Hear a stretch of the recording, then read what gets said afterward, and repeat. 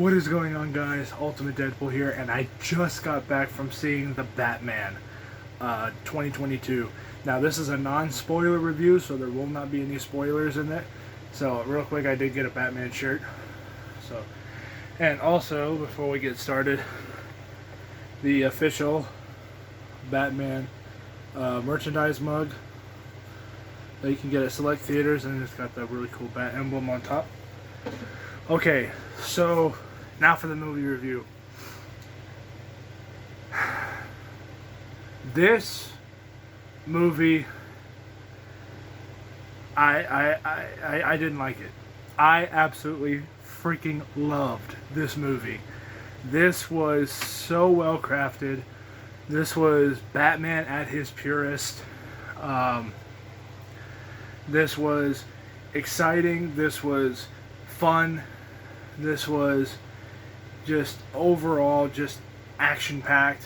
If you like crime and detective mystery type movies, this movie's brilliant for you. Matt Reeves really knew what he was doing when he was making this movie. Just the overall tone, the feel, the cinematography, the fight scenes, the fight choreography, all was perfect in this movie. So basically the whole story is, Batman's been around for about 2 years. He hasn't had that whole relationship with the cops and whatnot. And then Riddler shows up and starts taking out, city executives and whatnot who are corrupt. That's about all I'm going to say. That's not spoilers. That's all in the trailers. So, this movie was so good, I'm pretty sure they're going to have just a franchise of Robert Pattinson's Batman. I don't like to say this because it gets people overhyped for movies and stuff, but Robert Pattinson is Batman. I can't picture anybody else playing Batman better than Robert Pattinson, aside from maybe Christian Bale if he's given the right script. And obviously I love Michael Keaton as Batman. But seriously, hands down, Robert Pattinson is now my favorite Batman. He mastered that role. Andy Serkis was really good as Alfred Pennyworth. Paul Dano, oh my god, he was freaking terrifying as the Riddler in some areas. When Riddler's on screen, you feel his presence and how insane he truly is. Lieutenant Gordon was really good in this movie. I thought he was really well casted. I will say, though, I do like Gary Oldman slightly better as Commissioner Gordon. But the actor that they got to portray Gordon in this movie was actually really well as well. I think he was kind of on par with Gary Oldman. Let's see. Carmen Falcone, or Falcone, however you pronounce it, was really well done in this movie too. Zoe Kravitz as Catwoman was really, really good. Really, there are no negatives with this movie. This movie was really well put together, and Matt Reeves directed his ass off with it. So, a lot of you guys might know this. I really like The Dark Knight. I think that is an amazing Batman movie. And when I first watched it, I'm like, there's no way they can top this. This topped this. This topped that. I honestly think that this Batman movie was actually really, not way better than The Dark Knight, but it was definitely better than The Dark Knight, in my opinion. It was just a fun movie. I was literally in awe at a lot of the scenes, especially when that damn Batmobile shows up. It's like, oh my god, this thing is so cool. That is now my favorite Batmobile. Mostly because it's a muscle car, but it's just had a really cool scene in the movie.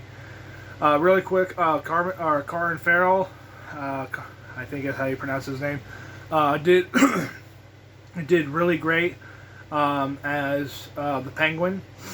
Um, and you would think with a movie that's almost 3 hours long, that they would kind of pack a whole bunch of information and a whole bunch of stuff into it, but they really didn't. It's just like you would think that they would have too much information in for a almost 3 hour movie. They really didn't. The story was perfect. I think the story was just phenomenal. The trailers are slightly misleading, but in a good way. So, because the trailers kind of edit things differently to where it's an even bigger surprise in the movie, and that's just Warner Brothers' genius. That was just pure genius on their part, because the trailers, yeah, they show a little bit, but they don't show shit compared to what's in the movie. I know that there were people saying, "Oh, they're showing too much of the movie." In total, they showed like maybe 10 minutes of the movie, if that. 10 minutes out of a 3-hour movie. They didn't show anything. So, I will say though, there are a lot of scenes that were edited for certain things on the trailers. And I remember I was watching the trailers, I'm like, wait a minute, why is that happening? When you watch the movie, it's like, oh, okay, now I see now I see why this person did this, or this person, this event happened. Like, it all makes sense. It all comes together. Batman is unbelievably smart and detective-y in this movie. I actually think they do go back to the whole world's greatest detective in this particular movie, because past incarnations of Batman did not do that. They have Batman as a detective type, but never an actual main detective like he is in this movie. This movie, he's a straight up detective, and he is just perfect. Absolutely perfect. The mystery was intriguing. I did not find myself bored once in this movie. Really, again, I have no complaints with this movie. This movie was really, really good. I had seen like 2 reviews where people said that the hype was not worth it and whatnot. Don't listen to those people unless you're one of those people who, really just didn't find yourself enjoying this movie. Because, yeah, there are going to be a handful of people who may not like this movie, but the majority of people are going to like this movie. So, again, I honestly think this movie was really well shot. Matt Reeves' cinematography was just unbelievable. The overall feel of the movie was really good.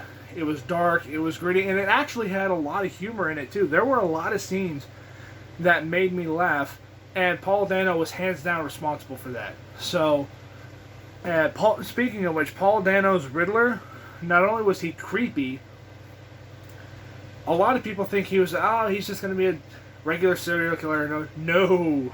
Well, yeah, he is, but he's kind of like if Jim Carrey's Riddler was more murderous than he was in that movie. That's kind of what it was, and it worked. I think he was really good, really, really good. The whole crime build up and whatnot was really well done. Like I can't find anything wrong about this movie. I think if I really had one little nitpick, it'd be that ending finale. That one scene. There's one scene at the end of the movie where I'm like, do it, do it, do it, and they just tease you with it, and that's it. But again, it's a good thing because it makes people want to see what's coming next, and I love that fact. So I am honestly going to give this movie 10 out of 10 because I had a blast with this movie. I couldn't find anything wrong with it. The cinematography was great. The acting was great. The story was freaking beautiful. The fight scenes were absolutely amazing.